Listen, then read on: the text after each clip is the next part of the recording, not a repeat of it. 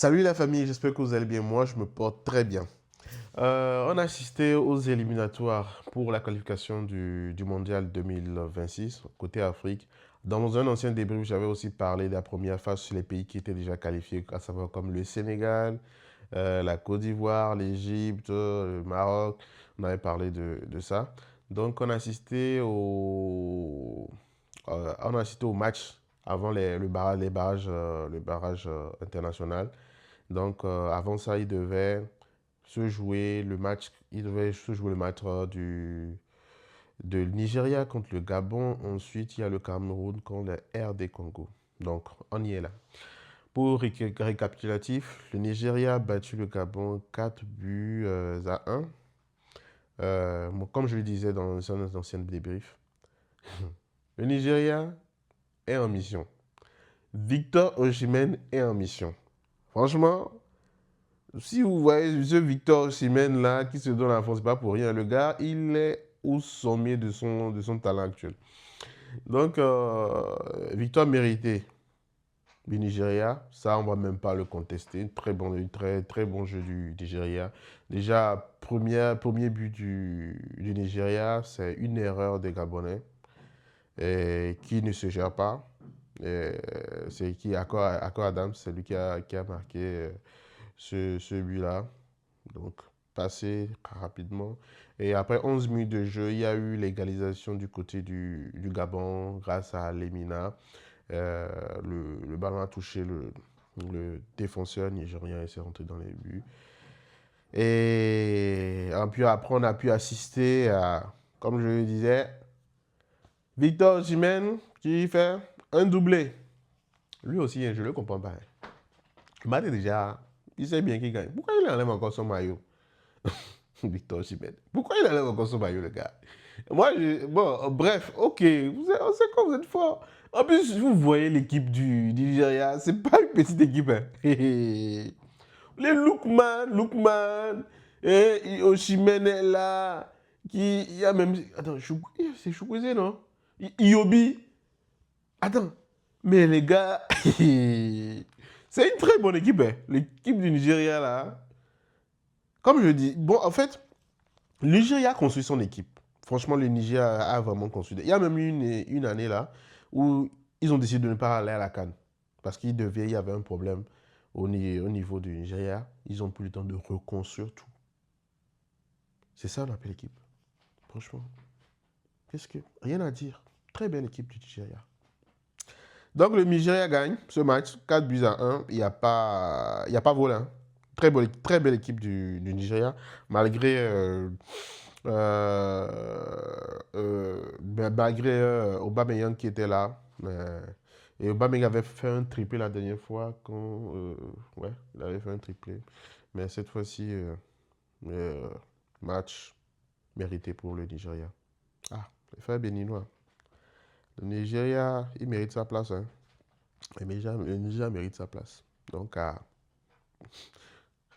désolé, Yako, pour nos frères béninois. Parce qu'ils sont tombés sur une belle équipe du Nigeria. Malheureusement, ils n'ont pas pu aller de l'avant. Donc, le second match, c'est là même on va même parler. Cameroun RD Congo. Je rappelle que le Cameroun n'avait pas aussi certains joueurs. Choupo-Moting, il n'y avait pas l'autre là aussi. Il n'était pas là. Donc, ils n'ont pas eu certains joueurs, donc ils ont commencé. Et dans le contexte, c'est que l'équipe du Cameroun actuel, ou bien au sein du Cameroun, il y a des conflits. Je sais que avec cette défaite-là, ça va exploser ces prochains jours-là. Et malgré l'entrée de Aboubacar Vincent, Bakar Vincent, ils n'ont pas pu gagner ce match parce que même en face au niveau de la RD Congo, c'est une belle équipe. Hein. C'est une belle équipe. C'est une belle équipe de RD Congo. Chancel Mbemba qui marque son but en fin de rencontre vers le temps additionnel et qui offre la victoire à la RD Congo. Alors, il y a Chukwueze, oui, c'est ça, non? Oui, c'est ça. Il y a Chukwueze. Je pense bien, bien. Ouais. Ou bien c'est plutôt là-bas. C'est Van Bissaka qui est de l'autre côté. Et au niveau de Manchester, voilà, quand je parle de Cameroun, je parle à Manchester. Parce que je pense à Manchester, il y a André Onana, on sait qu'il n'est plus à Manchester. Il y a Mbeumo qui fait une très bonne saison à Manchester United. Mbeumo a tenté, il a tellement tenté, mais malheureusement, avec des Congo, ils ont une bonne défense et ils ont un bon gardien. André Onana, par contre, c'est géré. Hein. Oui, en plus, il était capitaine. Et, il s'est géré, je ne sais pas. En Turquie, il a retrouvé, il a retrouvé le sommeil, apparemment. Donc, malheureusement pour nos frères, les Cantina, les Camerounais, ils sont tombés face à une très belle équipe du RD Congo. Ils ont. Le match était dur, mais bon, là-bas, je ne sais pas si je vais dire que meilleur, tout ça, mais. Les RD Congo, ils ont su concrétiser la dernière action et qui leur a permis de se qualifier. Donc, on va assister à une rencontre avant les barrages internationaux. Avant les barrages internationaux. Donc, le Nigeria va jouer contre les RD Congo.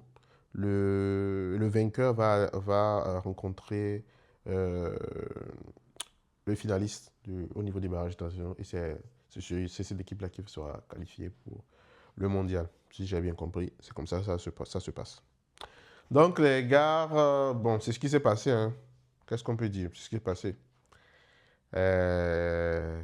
Désolé pour nos frères camerounais et ensuite aux Gabonais. Bon, c'est le foot, hein. On n'y peut rien. Allez, à toute la famille, abonnez-vous, j'ai oublié ça. J'oublie ça à la fin. Abonnez-vous, les gars, abonnez-vous. Activez la cloche, abonnez-vous. On se recapte.